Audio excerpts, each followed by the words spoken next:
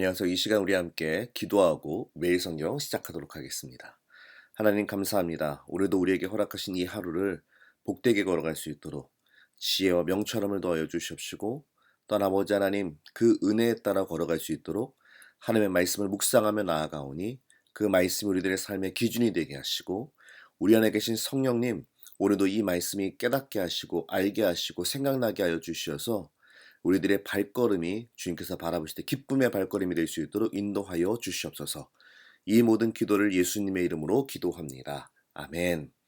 이 시간 오늘 말씀 보겠습니다. 오늘 말씀은 창세기 17장 1절부터 27절에 있는 말씀인데요. 우리 1절부터 8절까지만 매일 성경 보도록 하겠습니다. 아브라함의 나이 99이 되었을 때에 주님께서 그에게 나타나셔서 말씀하셨다. 나는 전능한 하나님이다. 나에게 순종하며 흠없이 살아라.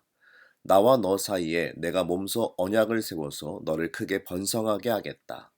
아브라함이 얼굴을 땅에 대고 엎드려 있는데 하나님이 그에게 말씀하셨다. 나는 너와 언약을 세우고 약속한다. 너는 여러 민족의 조상이 될 것이다. 내가 너를 여러 민족의 아버지로 만들었으니 이제부터는 너의 이름이 아브람이 아니라 아브라함이다. 내가 너를 크게 번성하게 하겠다. 너에게서 여러 민족이 나오고 너에게서 왕들도 나올 것이다. 내가 너와 세운 언약은 나와 너 사이에 맺은 것일 뿐 아니라 너의 뒤에 오는 너의 자손과도 대대로 세우는 영원한 언약이다.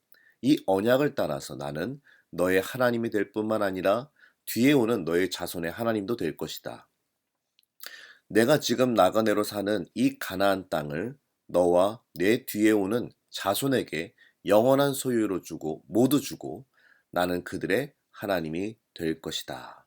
아멘. 여러분의 말씀에 바라보면 아브라함에게 하나님께서 나타나셨습니다.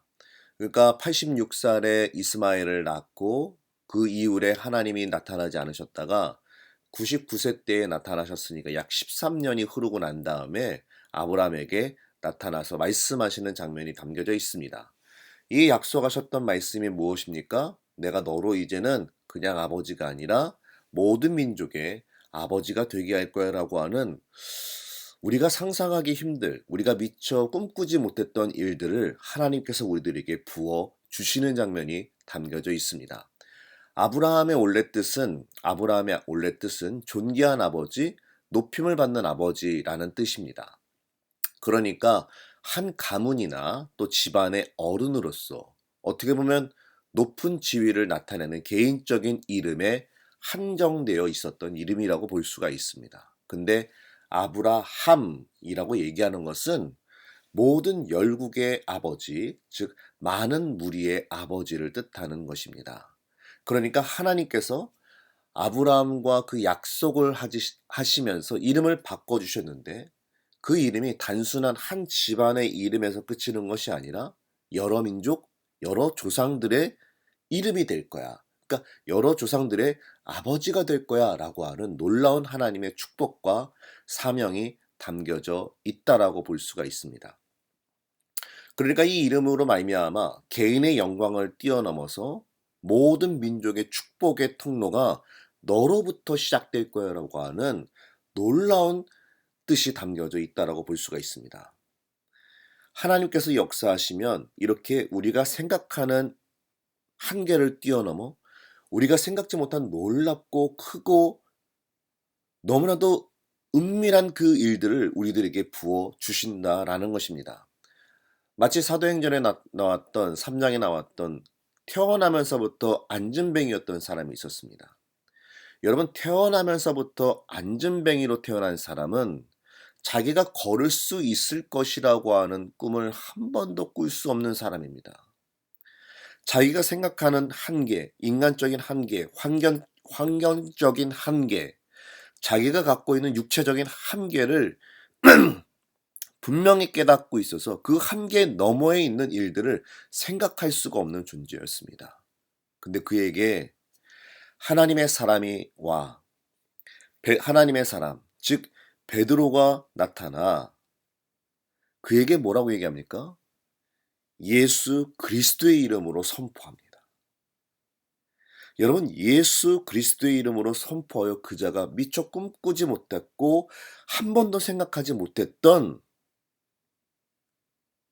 일어나 걷는 사건이 나타나는 것처럼 우리가 미처 꿈꾸지 못하고 생각하지 못했고 환경 때문에 뭐 내가 갖고 있는 권력 때문에 힘 때문에 그 한계로 인하여 꿈꾸지 못했던 것들을 하나님이 역사하시면 꿈을 꾸게 하시고 선포하게 하시고 그 은혜로 말미암아 또한 그런 일들이 내 삶 가운데 펼쳐지게 될 줄로 믿습니다. 그리고 또 여러분 사례잖아요. 아브라함의 아내 사레. 여러분 사레의 히브리어의 원래 뜻은 나의 공주라는 뜻입니다. 나의 왕비라는 뜻이에요.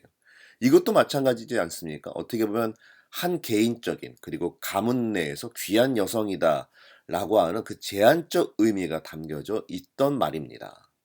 그런데 사라 이거는 바로 열국의 어머니라고 뜻하는 거예요. 우리 그 매일 성경에 바라보면 공주라고 이렇게 돼 있더라고요. 사실 공주라고 이 뜻만 하면 여러분 헷갈릴까 봐 사례는 나의 공주, 나의 왕비라고 하는 어차피 공주도 또 포함되어 있어요. 그런데 이 사라 여기서 얘기하는 열국의 어머니 즉 공주 왕비를 뜻한다라는 거예요. 그러니까 이것도 마찬가지죠. 한 개인적인 그 가문만의 영광이 아니라 이제는 모든 민족 이름의 확장성이 넓어진다라는 것입니다. 그러므로 사랑하는 성도 여러분, 하나님은 저와 여러분의 사이에 새로운 이름을 주셨습니다.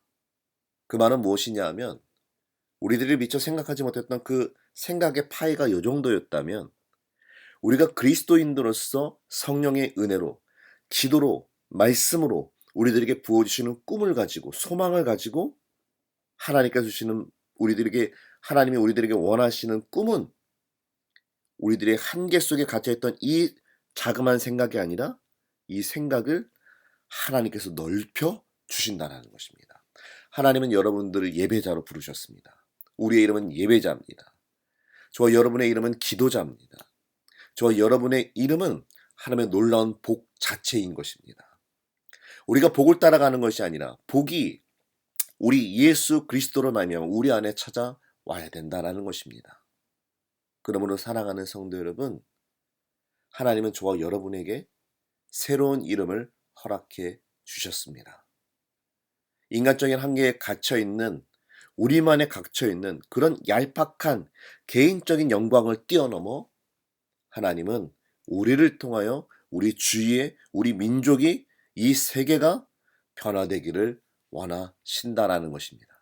그러므로 사랑하는 성도 여러분, 저 여러분의 마음 가운데 마음을 활짝 여시고 하나님께서 베풀어 주신 그 은혜들을 기억하며 내 힘으로는 할 수 없지만 우리와 함께 하시는 주님의 능력을 의지하여 오늘도 힘차게 걸어갈 수 있는 저 여러분이 되길 예수님의 이름으로 축복합니다.